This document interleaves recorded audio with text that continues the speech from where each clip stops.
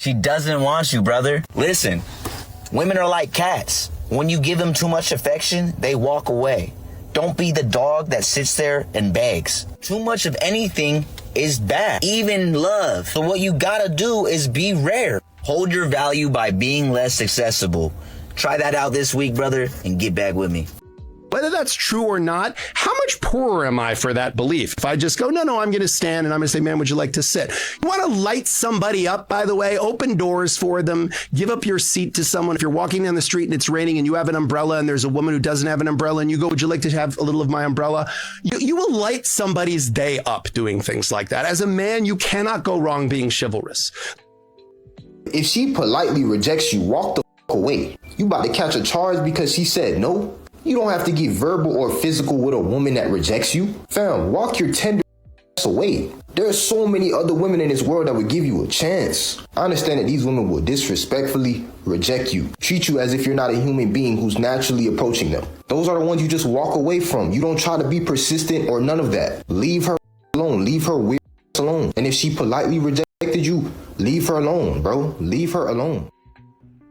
And like some of the rappers have said, these women ain't loyal. Don't save her. She does not want to be saved. She don't want to be saved. Let her go back to the streets from whence she came. Leave her out there. There's no reason for you to be out here ruining your mental health and spending your money on somebody who don't care about you. You know what? I'm so tired of these low muscle mass, man-hating feminists crying about how women make 80 cents on the dollar.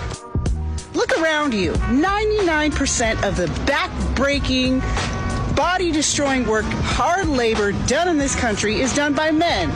Stuff like this.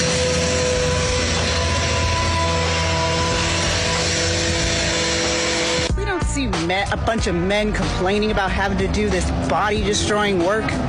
You don't think that kind of work deserves a little more pay? What is the most unexpected insight from strangers that you're getting? Really hot men are actually scared of rejection. The guy that I interviewed that looks like Pedro Pascal, he doesn't know that he's like as hot as he is, and he will not approach a hot woman. What's your approaching game nowadays? It's non-existent. Why don't you approach girls in like real time? I don't want to get rejected. We think they're all confident and stuff and whatever. Men lack confidence these days because they don't understand the concept of rejection. You need to shoot your shot. Like, who gives a no big deal, on to the next. Big deal. What's going on, fellas? Don't forget to like and subscribe to the channel. Leave a comment down below. Let's get back to the video. A lot of these modern women continue to do things for the plot. Chase a feeling instead of establishing a foundation. Oh, well, he didn't give me butterflies, or, you know, that spark, I didn't feel that spark. And y'all place too much emphasis on lightning striking you on your behind instead of placing emphasis on building something stable. We've talked about this, about how women chivalry, and that is 110% true. And they did that by constantly smacking the hand of the men who wanted to open the door for them or wanted to say, hey, do you need some help with that bag? It looks kind of heavy. I don't need your help. I'm perfectly capable of doing it myself. Like all of that boss babe, I don't need you stuff. Chivalry. And now they're complaining. Now they're like, we're all the good gentlemen, right? And it's a trick, guys, because then you turn around and you act like a really good gentleman. And then they say, you're like demeaning me. You think I can't open my door for myself? So they're twisted. The hottest men, they're not in San Diego. They're not in the big cities. They're not in LA. They're not in New York like you would expect. Yeah, like maybe on paper they might seem like the hottest right off the rip, but truly the hottest men are in like Wisconsin, Montana, Idaho, maybe a Dakota, and they're like so undiscovered somewhere. Like the only time that I will see them is if like one of their videos might go viral on TikTok, but then you tap on their page and they have like 76 followers, or they might like be gaining followers because now people are discovering they're hot. Then they move to LA and blah, blah, blah, blah, and get less hot. But the men that you see running around Newport Beach, the men you see running around, I don't know, Miami, not the hottest men. Deadass, you need to go to like Wisconsin. You know, a lot of these modern women be talking about the dating pool dried up and there's no good men left. Not really. It's not really dried up. The men are still out there. It's just that they've relocated. They're doing things like going overseas. getting the passport, and honestly and truly going different locations where you're not likely to be, and finding women and happiness for their lives. The type of man that exceeds within cold approaching women are the ones that are in and out and they don't linger. No woman wants a man to pull out a seat if she's at a coffee shop and sit down. No woman wants a conversation to go on for over 5 minutes. If you're interested in her, let her know. Introduce yourself, ask her if she has a boyfriend, and that will give you your answer in itself. If she's interested, you will know. You will leave with her Instagram, her number. If not, you don't take it personally and you move on with your life. And this man will always come out successful because he went after what he desired. And that's a part of masculine nature. If you ignore, you're not going to feel like you're growing. So you might as well do the uncomfortable thing and get the answer you're looking for. Okay, but seriously, where are all the good guys? They have to be out there. Those of us that are in the dating game have to believe that they're out there, or we wouldn't be doing it. So many of you reach out to me with your stories, and I love hearing from you, so keep doing that. But after I posted that last video about the terrible date and the terrible guy, I've heard a lot of really bad stories. Like a lot of them. Why do we have so many bad stories? I fully believe that they've always been happening. We've just never talked about it before. So I'm so glad that we're talking about them now, and we need to keep doing that. But if you're a good guy, I'm going to need you to declare yourself. Because us women, we're losing faith out here. A lot of these modern women think that men are going to be distraught when they leave a man, only to find out that that man had done the work to heal. And when he's not really thinking about you anymore, then that's really what bothers you, because you don't really have control over him like you thought you did. Your box wasn't good enough, wasn't as good as you thought it was. My divine feminine, not as good as you thought it was. You have a degree, a job, and have overcome so many challenges in life. But do you still feel empty inside? No, I don't. Yes, you do. That's because you need a husband.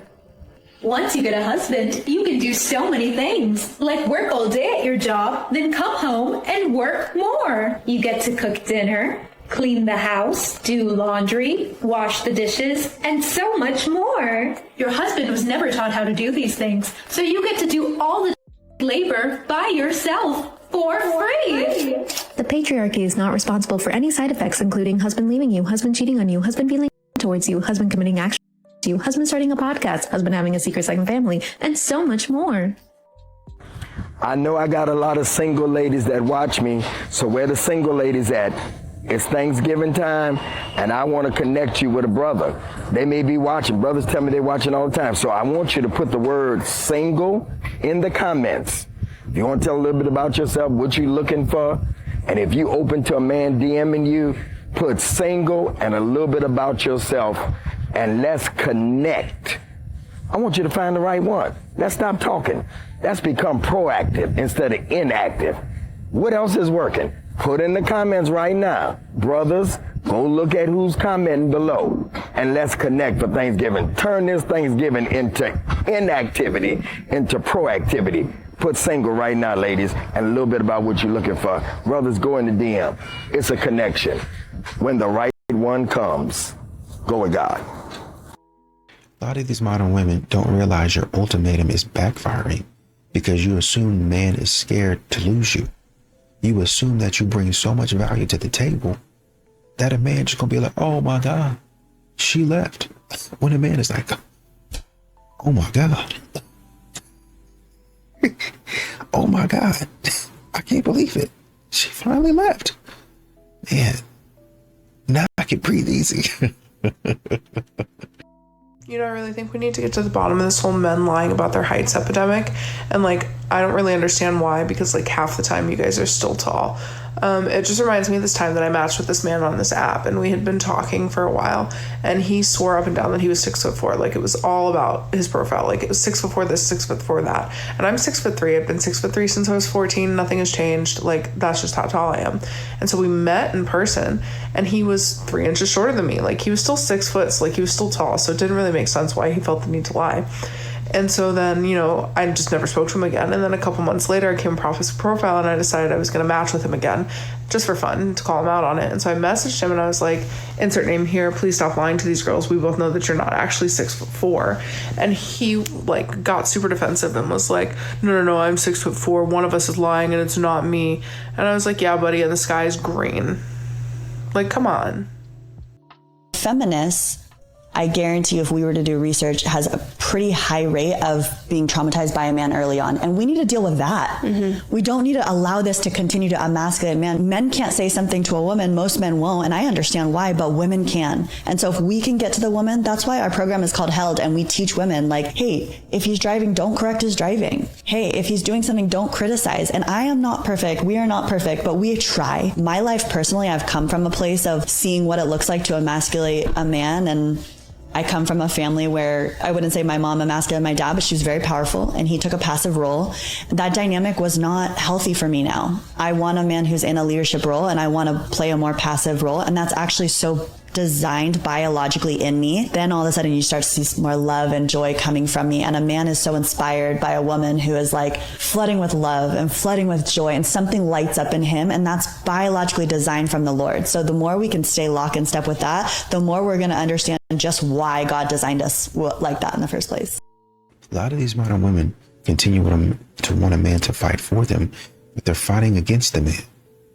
They're actively, even though they don't think about it like that, they're actively an op for the man. You're actively going against what the man is trying to do and what the man is trying to establish. And the man trying to sit you down and tell you, hey, you're fighting against me, and you want to get mad and blow him up and run to the internet and tell the internet how he's treating you poorly, when it's you that needs to get a grip. Fellas, how are we feeling about this? He made his girlfriend a Hello Kitty bouquet all by himself. Then this guy says, this is how every man starts. Godspeed, little bro.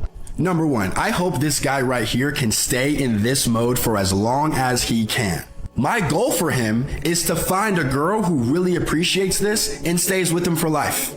Because men, we are the real romantics. Women receive romance, we give romance. And here's what happened to almost every guy watching this. We gave romance over and over and over to the wrong girl, and basically women beat romance out of us to the point where it's like, yo, y'all ain't worth it. Because every guy watching this right now has a villain story where they did something so beautiful, so nice for a girl, just for her to hook up with the football player or the other guy. And you're like, wait a minute, I did all this for you and you did that to me? Like I said, hopefully he can stay this way for as long as he can, and hopefully a girl doesn't beat the romance out of him.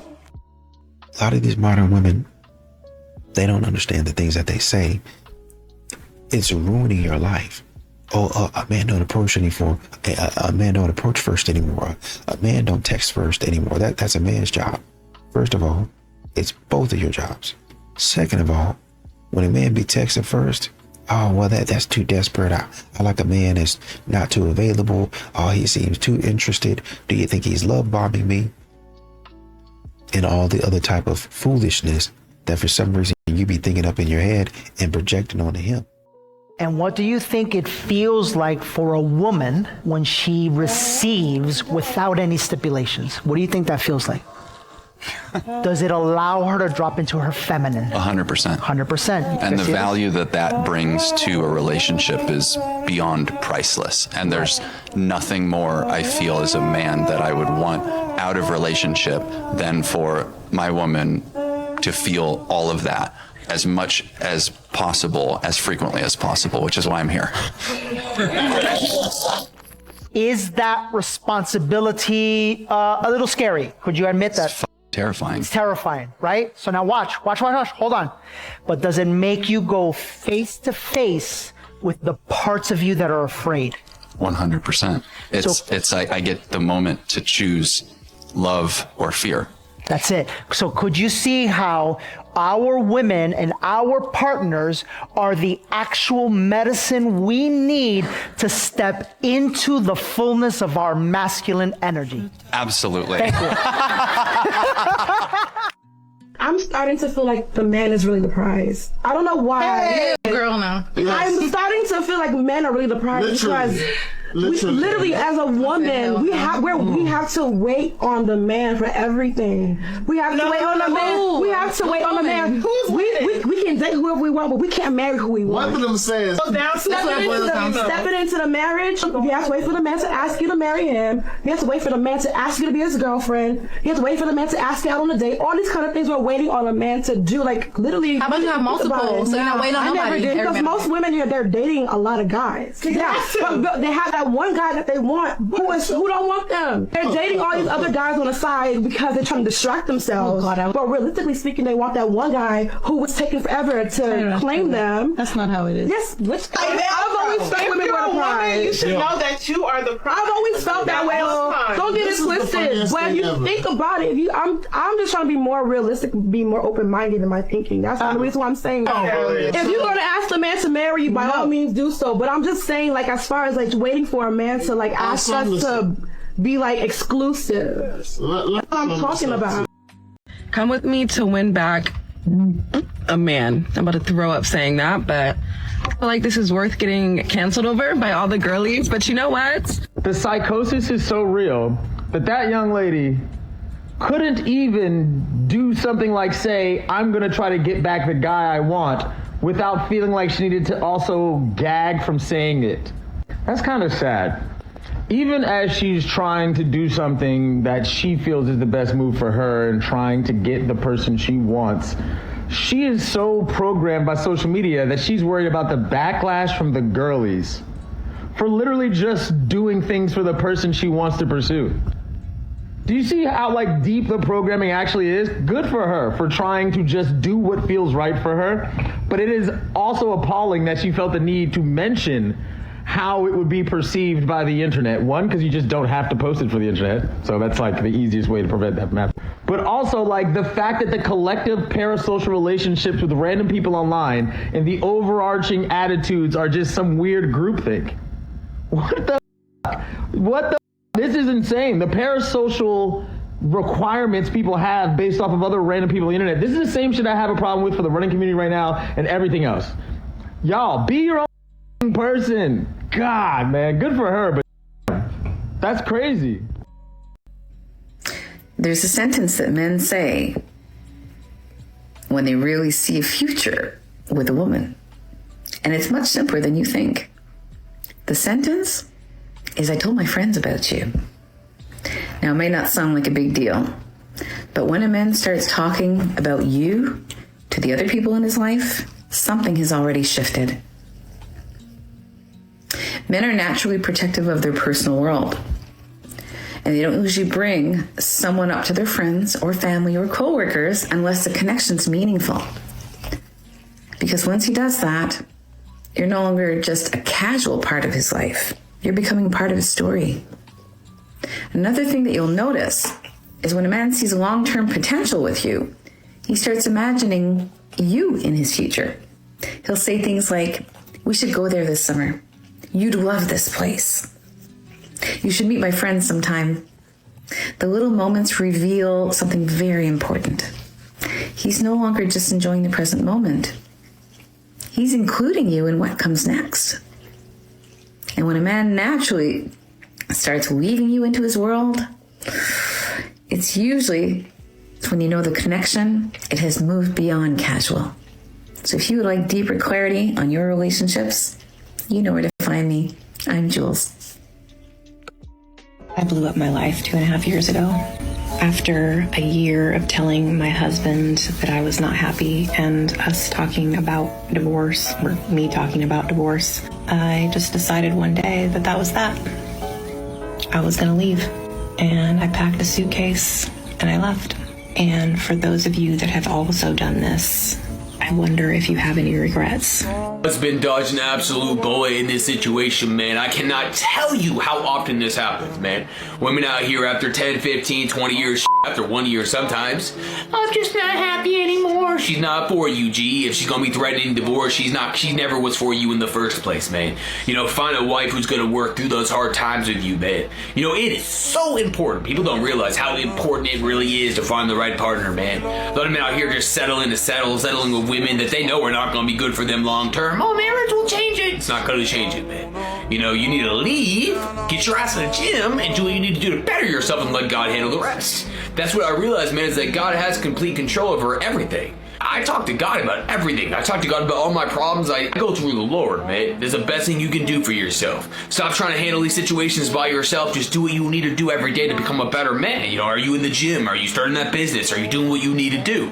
Because most of your answers are probably going to be no. So get your ass up every single morning, set that damn alarm clock, and do what you need to do to change your life. That's it. Women don't want to hear the truth because women don't want to be accountable for their actions, and they want to blame all their actions on their emotions. And women, that's like they talk about Kevin Samuels. Right. I don't necessarily like the lane that he goes with what he says. I don't like the way he says it, but I agree with a lot of what he says. And women, I lost so many followers because I said I agree with him. They were really upset with me, and they said Kevin Samuels is and he's this, and I said he's none of those things. He's just speaking the truth. And the truth is, you want a high-valued man, which is fine if you want him, but does he want you? Nice. And if he doesn't want you, then your expectations are too high. You're not being realistic with your standards and boundaries for a relationship, because you want this high-valued man who makes 6 figures, and he's over 6 feet tall, and he's got to be handsome with this amazing body. And here you are, overweight, obese, 3 kids, living with your parents, no education. Is he looking for you?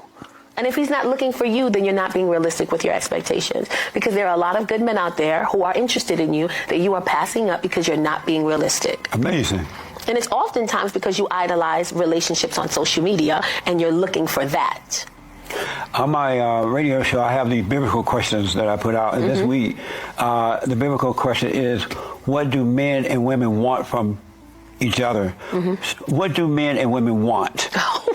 I can only say what I want. No, yeah, you're right about that. Did y'all see the video of the married woman who said that she did not want to go on a girls trip because to her it would be miserable? She would much rather stay at home with her husband and her kid. So she says she could do like a date night with her girlfriends, maybe a weekend, but she said to go on like a 4-day, 5-day trip with her girlfriends would be literally miserable for her. She says her husband, no one loves her like her husband, no one protects her like her husband. She doesn't feel as comfortable with people like she does with her husband, and therefore why would she go and spend days on end to just be partying with your girls? I see in the comments that a lot of women are saying, girl, you need to get your own life. You need to have a life outside of your husband. And these are my thoughts on this. I actually appreciate that this girl knows she would find this trip miserable, because don't nobody want to go on no trip with no girl who's going to be miserable the entire time. Respectfully. Part of the girls trip is to talk to your girls about what's going on, your relationships, your kids, your work, whatever. That is a part of the girls trip, right? That should not turn into you complaining the whole time. The way that the original creator is talking about is saying she'd much rather be home, be in bed with her husband and her son. I respect that, girl, so stay home with your husband and your son. She knows herself. Why would I want to tell somebody who knows that this trip would be miserable to come on, girl, you need a break. Girl, go stay with your man. I agree with the general statement. Women, you need to have lives outside of your partners. Period, point blank. Women, you need to have lives outside of just your kids. I do agree with that, okay? So let me be clear. However, all the people in them comments trying to tell that girl she need to go have fun on a girls trip, don't set them other girls up for that. Y'all, now a nigga mad at me because days before the date, I let him know, if I don't hear from you the day of the date, I assume the date is canceled, right? You with me? Okay, cool. The day of comes, it's 2 hours before the date. So I reach out and I say, hey, okay, the date's canceled. Oh, well, let's reschedule. I'm not interested in rescheduling. I don't like your energy. I don't give a what you like, nigga. I don't like your poor communication skills. Be wrong with y'all. And it's like, I did not have to let you know that that's one of my rules. I was being nice. And 2, I didn't have to let your ass know that the date was canceled. Bitch, I could have let you show up like a lot of these do. Rightfully so, the fuck? But I decided to be an adult and communicate and use my, I'm not doing a tit for tat. I'm gonna let you know what it is and what it's not. I don't care. But now I'm the bad guy. I will be the bad guy because will give y'all the rules to the playbook and you'll still fumble the ball. What are you, Cam Newton, nigga? Fuck. Now, this is what I like to call common sense standards. Like this video, go to this young lady page, watch some of her other videos for a bunch of original content. She makes a bunch of good stuff. Now, to all my young loyal followers, the ones I've been mentoring when it comes to the dating game, this should be everybody's standard. First of all, before you even schedule a date, you need to make sure y'all compatible. This is why you utilize the talking stage, to find out if you have things in common. That way when you schedule the date, the only thing you need to be focusing on is physical attraction. That way you know that person looks the same in 4K, right? Now let's say you schedule the date for Thursday. So you've been talking Monday, Tuesday, Wednesday. Here comes the day of the date. If they've been lacking in communication that entire day, leading up to the point of the date, Big Daddy's going to assume the date is canceled. And then I'm just going to go ahead and move on to one of your friends. But leave your comment in the comment section. But y'all grown, they're going to do what y'all want to do. I'm sorry. Sorry, like that's it? That's all you have to say? I didn't think it was that big of a deal. A big deal? Like... I couldn't find the right time to tell you. We've been talking for 6 months and you couldn't tell me you had a kid at some point? You almost feel sorry for this woman, but then... I'm sorry. Don't me like that. Like this. Yeah. Yeah, that's not good. More to the point though, why even bother with a single mom? Seriously. It's not a topic I've touched on much, but it's a parallel subject to the Reformed church girl. Can a promiscuous woman be saved? Of course she can. Are you as a Christian man obligated by your faith to wife up such a woman? Of course not. Why would you? Even if that's the only woman on the planet you can actually get, the fix for that isn't accepting whatever woman will have you. The fix for that is to work on yourself so that you have more options, which of course goes way beyond women. And it goes well beyond just making money or building a great physique or any of the usual external trappings of building oneself. A man building himself to the point he possesses genuine masculine composure, a topic I'll be doing more on next week. But the process of building one's self opens a man's eyes to the extent a woman will never, ever be your primary focus in life. And that man of composure will not be accepting a woman into his life just to have a woman in his life. She has to qualify for that role. And so again, why would a man with options choose a single mom? A lot of these modern women be sitting in the presence of a man who treats her like a queen, sitting in his presence, and this man is he's acting like, hey, you know, I'm trying to be a good man, I'm an upstanding citizen, and all those things.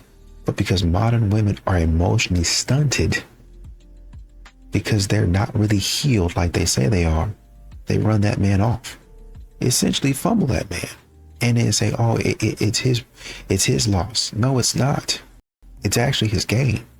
You're a loser.